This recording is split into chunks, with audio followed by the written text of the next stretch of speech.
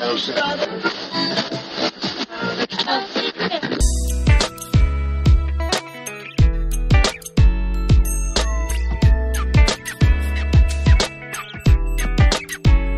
everybody, and welcome to the Pre-Accident Podcast. I am your host today. Todd Conklin. Sorry, it slipped my mind. I don't use it that much, just all the time. It is my name, you know. So today's podcast will be fun. I can assure you we're going to have big fun. It's going to be fun. And the reason it's going to be fun is because I was able to harangue my friend Chris Hart to be on the podcast. And the reason it's taken so long to get Chris on the podcast is he just was the chairman of the NTSB. And so I don't know if you guys know this, but you probably do. A lot of jobs don't want their people to be on podcasts. And that's one of those jobs where they're not that interested in having people on podcasts. Now, Chris, if you've not seen him before, I'll be surprised. He definitely took on the mantle of traveling around the country and talking about really the new view of safety. And he comes at it from such an interesting background. I'll make sure to put his entire bio in the podcast reading assortment. But he came out of he's got a long history. He's an attorney, but he's an attorney who got really interested in safety and really, really interested in aviation safety.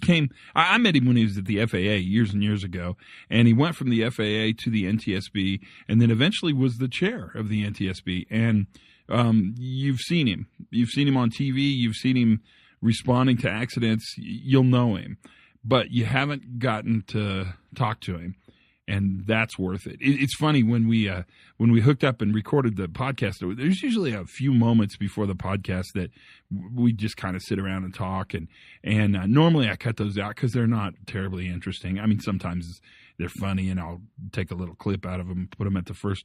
I think you're going to get to see how the sausage is made today, because I'm trying to figure out where to cut this to start it, and I can't find a place to cut it because Chris came out of the chute talking about really interesting stuff even before I had him introduce himself to us. So you'll just kind of hear the pre-podcast chitter-chatter about the weather and what's going on, but I think it kind of makes the podcast really interesting. So that is the news from the podcast this week. You're going to get to sit back and listen to Chris Hart. You're going to learn a lot today. I love how Chris thinks about information and collaboration. I won't say anything more about that now because I'm going to give you a chance to listen to the podcast and see what you think. But maybe at the end of the podcast, I'll pontificate a little on that, just because it is completely worth thinking about. But we can't really do that if I don't shut up. And so at some point, I probably should shut up. I'm in a good mood. Life is grand. The spring is springiness. The weather's nice. I'd complain, but I don't know what to complain about. So given that as sort of the background, let's just go. Here is my friend, Chris Hart, on the Pre-Accident Podcast. Listen carefully, because there's much to learn today. Hey, Todd, how you doing? I'm good, man. It's a beautiful day in New Mexico. How about you? Well, I'm in the middle of rainy Washington. Oh, unfortunate. But at least it's not cold rainy Washington, just rainy Washington. But colder than usual. It was rainy over in your part of the world. I was there yesterday, and it was kind of icky. Oh, were you? Oh, yeah, okay. I spoke at the steelworkers, big giant steelworkers meeting. Really? Where was that located? Pittsburgh. The new chair of the CSB was there. I didn't get to meet her, but we were up on the stage together. And then You're talking about Vanessa? Yeah, she was really impressive. Vanessa Sutherland? Yeah. Mm-hmm. Yeah, she did a nice job. And then the director of NIOSH, who I didn't know, was also, it was a big meeting. I see. Cool. Yes. And how are you, my friend? Well, I'm looking to see what I'm going to do now that I've grown up, so to speak, because as you know, I'm not at the board anymore. That's right. The rest of your life is ahead of you now. What's it going to look like? How about that? Well, I've got two things that I'm looking at. One that would be squarely in your bailiwick. The other one you'd be interested in just in general principles. The one you're interested in is driverless cars. Because I'm seeing the automakers make the very same automation mistakes that aviation made decades ago, and they don't seem to be learning from the past. And I'd like to see if I can change that course of action. Oh, I bet so. I totally bet so. So that's one that's really exciting, but I'm not having trouble getting, I'm not having getting any traction yet, because when you talk to the technologists and, the technology guys in Silicon Valley, they kind of say, "What's this human of which you speak?" And so I'm not getting a very receptive audience on bringing the human into the equation. So now they're thinking of it as a technology problem with a technology solution, and they're not putting the human in that picture. So that's definitely you're onto it. Let's have that conversation, because you'll get a lot of interest off the podcast from that conversation. So what's the other one? What's the other one is workplace safety and process safety. When I talk all over the place about CAS, Commercial Aviation Safety Team, you've heard me talk about a bunch of times. That's a process safety success story that relates to keeping airplanes from crashing. I have not seen anybody apply it to such trips and falls, workplace safety. And I don't see any theoretical reason why it should not be transferable to workplace safety, because when they applied it to process safety, they took a flat stuck fatality rate that had been coming down wonderfully for decades and was getting stuck in the early 90s, and that's what got them scared. And they applied this new collaborative approach to it, CAST, and took that flat stuck rate, which a lot of safety experts said is about as good as it's ever going to get, and they reduced it by more than 80% in less than 10 years. Oh, that's amazing. So and plus, when they did that, the old wives' tale is, if you improve productivity, you hurt safety. If you improve safety, you hurt productivity. But they improve both safety and productivity at the same time. So what an amazing success story this is from a lot of dimensions. Absolutely. I'm not seeing anybody do that to workplace safety. I think I'm seeing workplace safety statistics that show a similar leveling off, and in some cases going the wrong way after years of decline. And it seems to me the scenario should be ripe for a new way of thinking. And that, as Einstein said, you keep doing what you've been doing, you keep getting what you've been getting. And to me, if they're just continuing the old way, they're not going to get themselves off that plateau. I think you're onto it. I totally think you're onto it. So introduce yourselves. Give us your background, because I think that would be a super helpful way to sort of introduce the podcast listeners to who you are. I know you. I've known you a long time, but you're quite the well, guy. Thank you. Well, thank you. I appreciate that. Well, I'm an airplane nut, because my mother told me the first thing she ever saw me draw was an airplane. So, okay, guilty. What can I say? But so that's why it was exciting to me. I'm a pilot as well, as you know. So that's why it's so exciting to me to have this opportunity, to have had this opportunity to be at the NTSB, because that was the primary reason for their existence was airplane crashes. People weren't so afraid of highway crashes and train wrecks. They were afraid of flying. And that's the main reason for the NTSB. So I was excited not only to be at the NTSB and be the chairman of it, but also to have the opportunity to exchange notes across the transportation modes, which is something that isn't done nearly enough. I agree. But you started in the FAA, didn't you? Really exciting. Didn't you start at the FAA? I was in the FAA for a long time. Yeah, I didn't start there, but I was there for 14 years.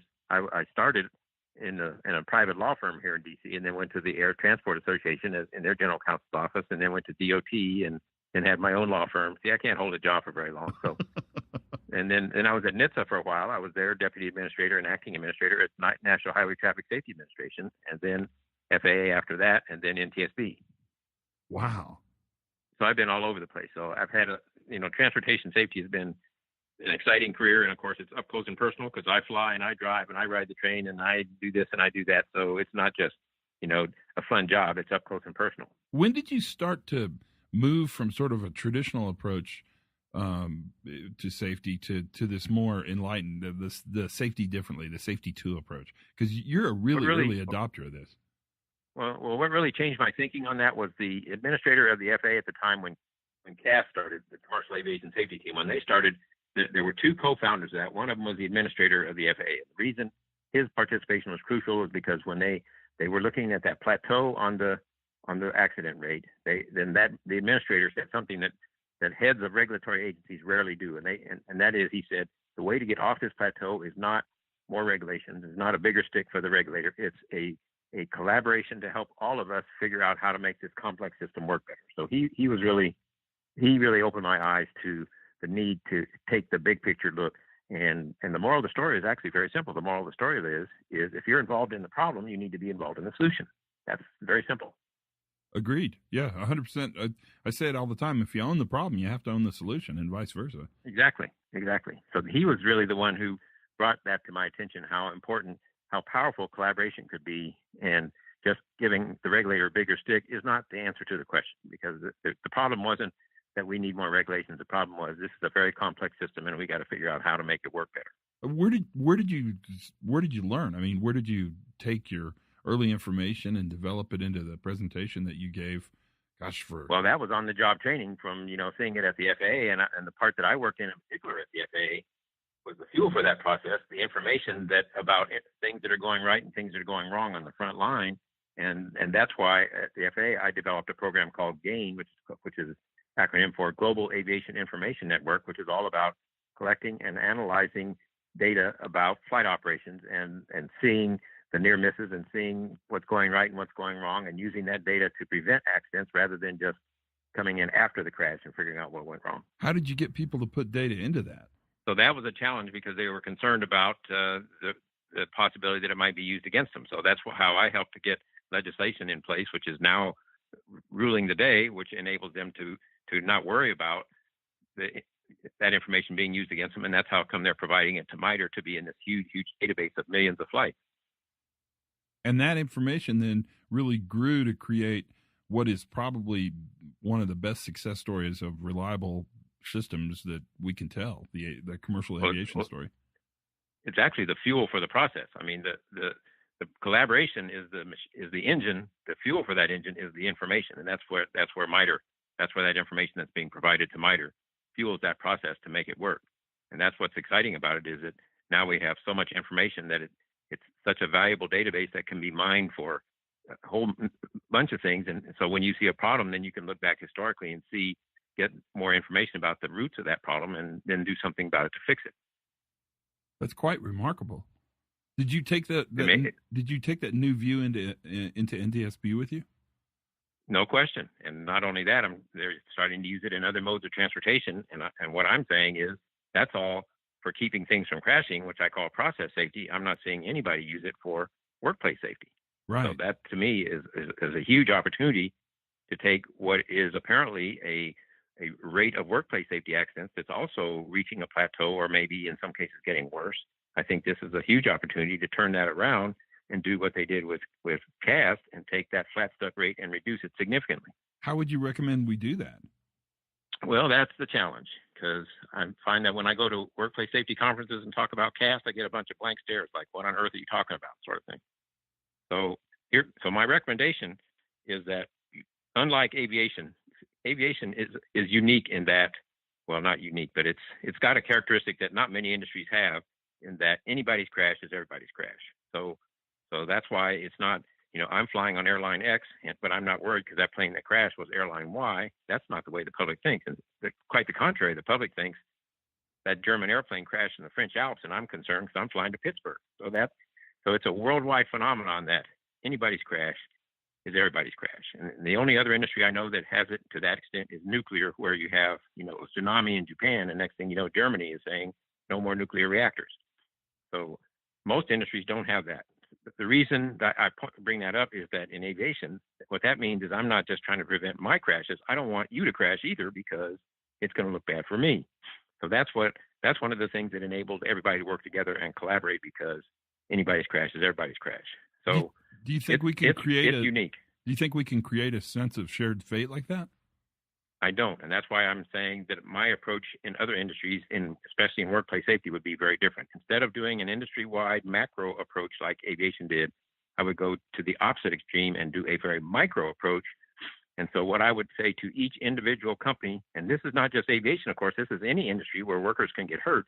What I'd say to every individual company is, look at your data and point out to me the one that's been the burr under your saddle for a long, long time, several years. You've tried this fix, you've tried that fix, you've tried the other fix, and it's still a burr under your saddle, and it's still hurting people, and it's still killing people. So take that micro example and form a process improvement team around that example. Because if it's been happening a long time, despite a bunch of fixes, that almost certainly means it's not the people who are doing it, because the people come and the people go, and you're still having the problem. Almost certainly it's the processes and the equipment and the rules and the procedures that are being used, and that's what needs to be revisited. So I recommend taking that micro burr under the saddle example and forming a process improvement team around that, a collaborative team that includes everybody who's got a dog in the fight. So here's what I don't see happening in workplace safety. The collaboration in CAST was I don't think it would have been nearly as successful if it did not include the regulator, the FAA. I don't see OSHA as being a collaborative agency. I think OSHA is an enforcement agency. Getting them to collaborate is going to be a huge, huge challenge. The other thing that I don't see in workplace safety is the participation by the manufacturers, Boeing and Airbus. They're key players in CAST. I don't see any manufacturers involved in the workplace safety collaboration. It seems to me the manufacturers of the tools and the equipment would have much to gain by seeing how their stuff is used in the real world and learning from it and modifying their design so that it takes into account the realities of what's happening and makes it more efficient and safer. And here's the third significant difference is that CAST focused on safety.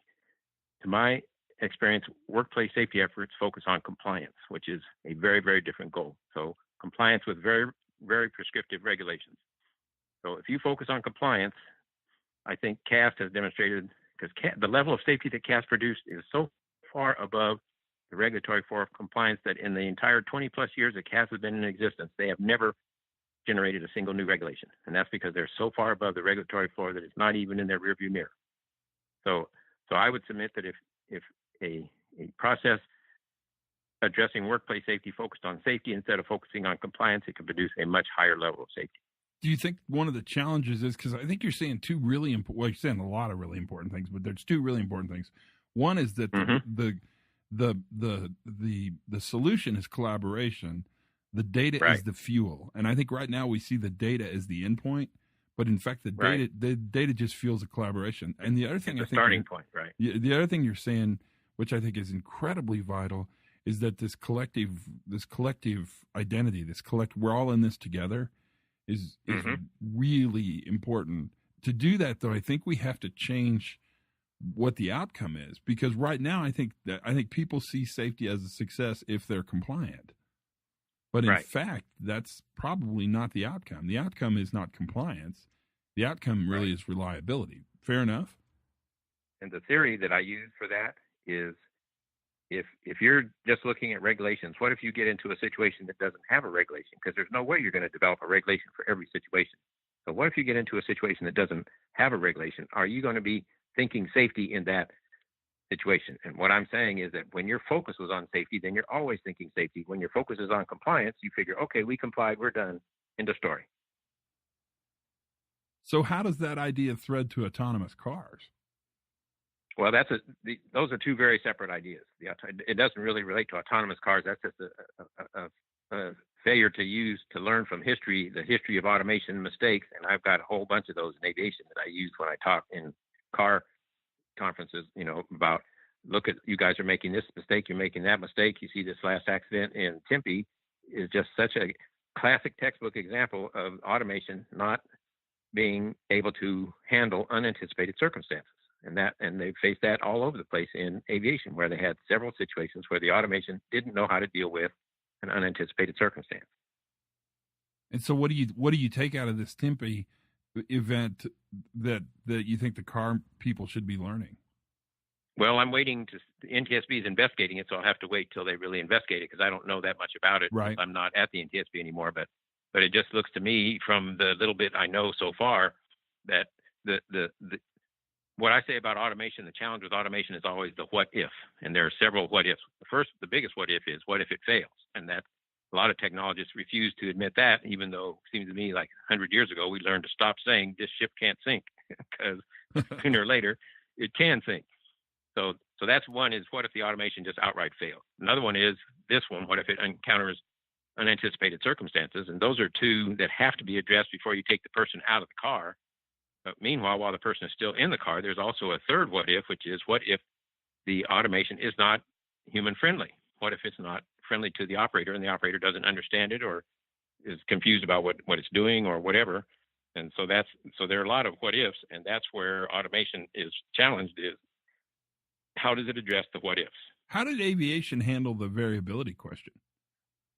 Well, there isn't as much variability. That's one of the big differences. It's a very linear process for sure. Right, exactly. So if you're doing an instrument approach, a bad weather approach in Cleveland, you're going to be seeing the same bad weather approach in Moscow and the same bad weather approach in Johannesburg. And so there's a lot less variability in aviation than there is on our streets and highways, especially in the city. So that's so interesting. That's so interesting. Oh, it's fascinating. Gosh, that's crazy. And are you available to go out and work with companies and help them think about these things? Trying to get my name out there and do it now. The reason my name's not out there is because when the NTSB, first of all, highway crashes aren't what we do the most. Most of the NTSB's work is focused on aviation. But when we do highway crashes, it's usually crashes with significant systemic consequences, and that typically means big trucks and big buses with commercial drivers. We rarely do Joe Public with his car. So the first time we really gotten into Joe Public with his car was in these recent Tesla crashes. The first one we did was the one in Florida a couple of years ago, where the Tesla submarine under the left turning semi truck. If you know that, are you familiar with that accident? Yeah, I know the one. Okay, so it was a high speed road it wasn't an interstate that didn't have intersections. It was a high speed road that did have intersections, and at one intersection, a truck coming the opposite direction, a semi truck, was turning left, and the car submarined under the trailer of that truck, and at 74 miles an hour, and there weren't even any skid marks. So there weren't skid marks because the car didn't see the truck, and the driver wasn't paying attention because the driver had been bragging in social media about my autopilot. That's what they call it. I think that's a big mistake. My autopilot was driving the car, and I'm not necessary, so I'm playing Sudoku. So that was an example where 74 miles an hour under this truck without even any skid marks. Wow. So that was the first one that we looked at because we were fascinated by the whole automation thing. And ironically enough, I don't know whether this is just a coincidence or not. That happened in May of 2016. Almost 2 months later, June 30th of 2016, I'm giving a speech on autonomous cars and the challenges of automation with autonomous cars. And one of the questions that was asked of me was, do you think if there are some fatal crashes with this autonomy, is that going to stop the progress of the industry? And I said, absolutely not. This train has left the station. There will be fatalities, but it's not going to stop things because the momentum is already built. So here's the irony. That was June 30th, a luncheon speech. That afternoon was the first time Tesla announced to the public about this crash in Florida that happened in May, happened the month before.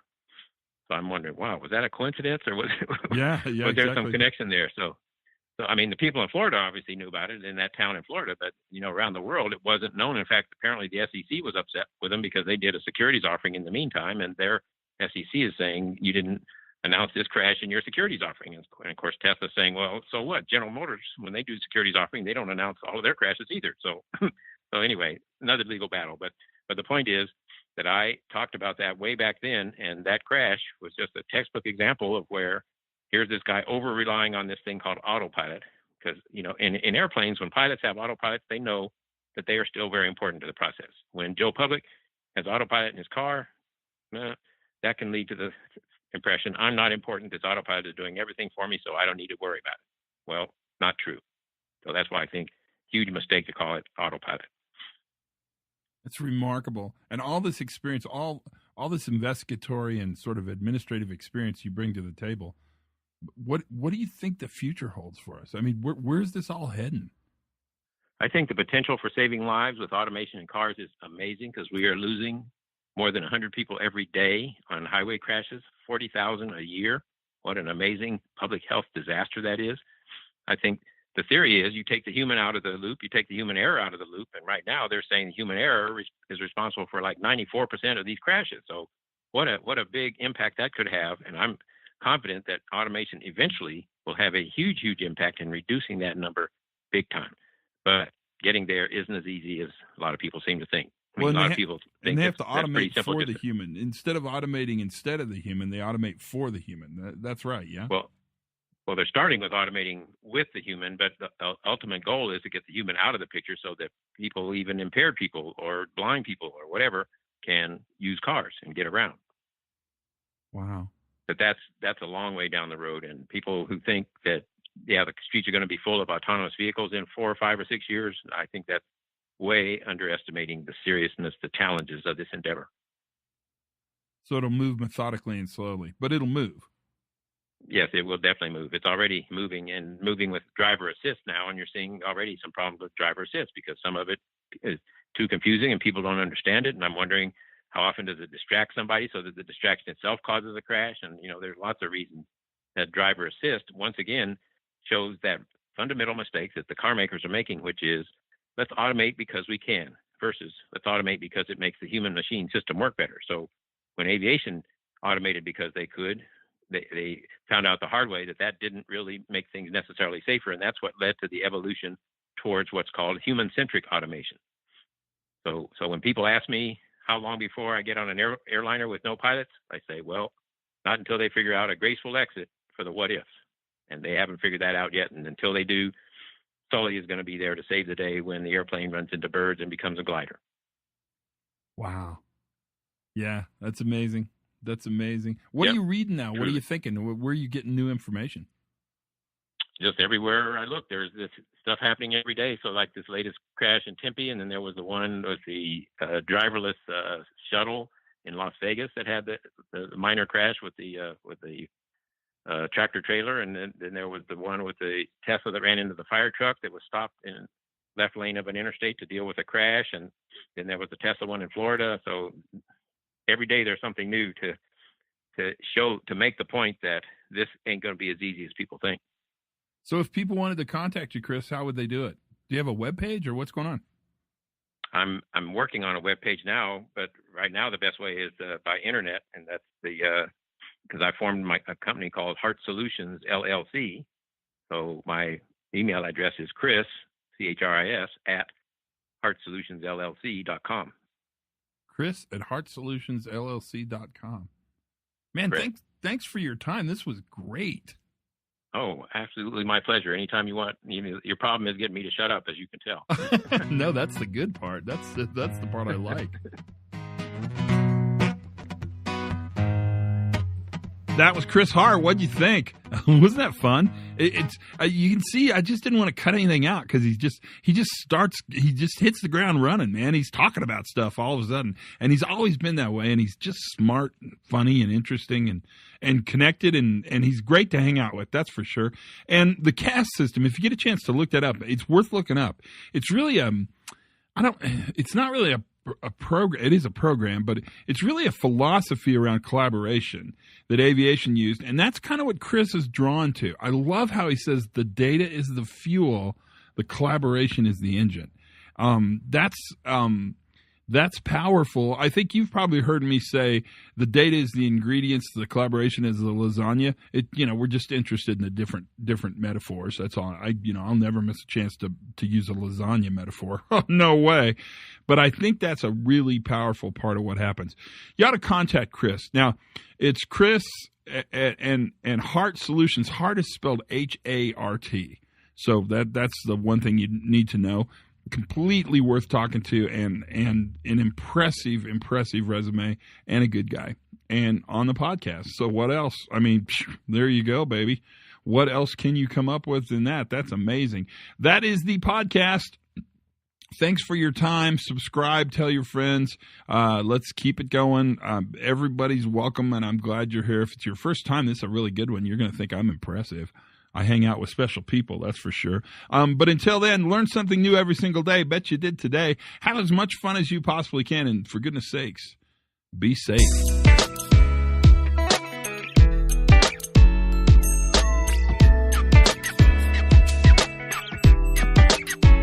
Good goes around and around and around. Good goes around and around.